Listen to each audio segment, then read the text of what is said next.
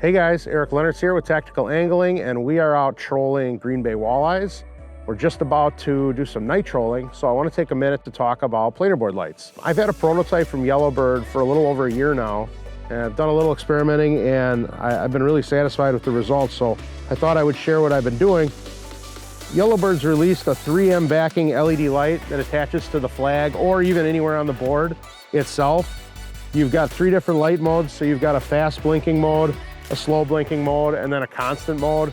And one of the nice things about these lights is they have a green and red, so you have port and starboard lights. This is something that's really beneficial if you're trolling river systems or an area where you've got a lot of people. You want to make sure that your boards are clearly lit so that nobody's running over your lines.